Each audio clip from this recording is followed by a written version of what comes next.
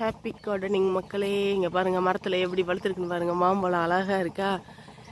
என்னடா இன்னைக்கு வழக்கத்துக்கு மாற கிளிகள் ரொம்ப வர ஆரம்பிச்சிருச்சே அப்படின்னு பார்த்தா மாம்பழம் வர ஆரம்பிச்சிருச்சு.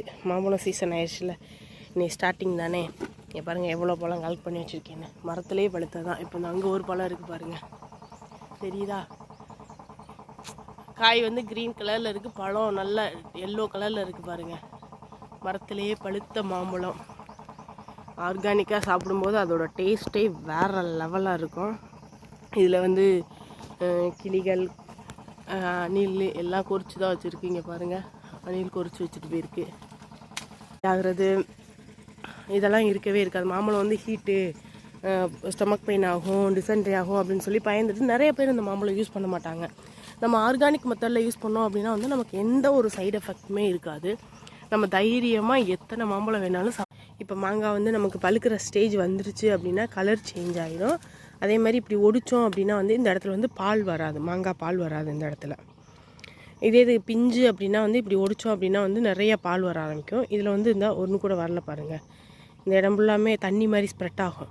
அப்படி ஸ்ப்ரெட் ஆச்சு அப்படின்னா வந்து அது மாங்காய் வந்து பிஞ்சு மாங்காய் அப்படின்னு அர்த்தம். இதுங்க அதுக்கு எக்ஸாம்பிள் காட்டுறேன் பாருங்கள். இப்போ இதுவும் அதோட தானே விழுந்துச்சு. இங்கே பாருங்கள், அந்த வருதா, இது வந்து பிஞ்சு மாங்கான்னு அர்த்தம். இது வந்து பழுக்கிற ஸ்டேஜ் வந்துருச்சு அப்படின்னா வந்து ஒன்று கூட வராது, பால் வரவே வராது. இதை பார்த்தே நம்ம வந்து மாங்காய் வந்து விளைஞ்சிருச்சு விளையலை அப்படின்னு பார்க்கலாம். பாசம் நேசம் எல்லாம் கொடுத்து நாங்கள் அந்த மாமரத்தை வளர்த்து வைக்க ஒரு மழை பெஞ்சு ஒரு காற்று வந்தோன்னா அப்படியே தள்ளி விட்டு போயிடுது. இதெல்லாம் இப்போ வந்து நாங்கள் ஜேசிபி வச்சு கூப்பிட்டு நிமித்து வச்சுருக்கோம். நிமித்து வச்சு நல்லா தளைஞ்சிருச்சு. அதுலேயும் நமக்கு வந்து காய் வந்துருக்கு பாருங்கள். அதுலேயும் இந்த தடவை வந்து நமக்கு காய் வந்துருச்சு.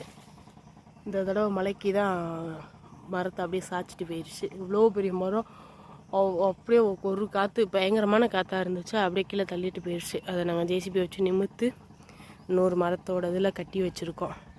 ஏன்னா அவ்வளோ பெரிய மரம் வேஸ்ட்டு பண்ணக்கூடாது இல்லையா. இதை வளர்க்குறதுக்கு எவ்வளோ நாள் ஆகும், அதனால் வந்து நாங்கள் கட்டி வச்சிட்டோம். கட்டி வச்சாலுமே ஊண்டி வச்சதுமே அது நமக்கு பலன் கொடுத்துருக்கு. மலைக்கு கீழே சாஞ்சிருச்சு, வேரோடு அப்படியே பிடுங்கிருச்சு. அதுக்கப்புறம் இதையுமே நாங்கள் குழி போட்டு நிமித்து வச்சிட்டோம். நிமித்து வச்சது பாருங்கள், காய் வந்துருச்சு பாருங்கள். அந்த டைம் நம்ம சோம்பேறிப்பட்டு மரத்தை எதுக்கு அப்படின்ட்டு வெட்டிட்டோம் அப்படின்னா வந்து அது வேஸ்ட்டாக தான் போயிருக்கோம். அதுக்கப்புறம் நம்ம வளர்க்கணும் அப்படின்னா வந்து நாட்டு மாமரம் அப்படின்னா வந்து நமக்கு காய்கள் வர பல வருஷங்கள் ஆகும். அவ்வளோ நாள் வெயிட் பண்ணணும். அதுக்கு இருக்க மரத்தை நம்ம சேஃப்டியாக நிமித்து வச்சிட்டோம் அப்படின்னா வந்து கண்டிப்பாக அது நமக்கு வந்து நல்ல ஒரு பலன் கிடைக்கும், பலனும் கொடுக்கும். சீசன் ஃப்ரூட்ஸ் அந்த சீசனில் கிடைக்கிறத நம்ம சாப்பிட்றது வந்து நம்ம ஹெல்த்துக்கு அவ்வளோ யூஸாக இருக்கும். அன்சீசனில் கிடைக்கிறது கூட வந்து நமக்கு வந்து ஏதாச்சும் ட்ரபிள் கொடுக்கும். பட் சீசனில் கிடைக்கிற ஃப்ரூட்ஸ் வந்து அவ்வளோ டேஸ்டியாகவும்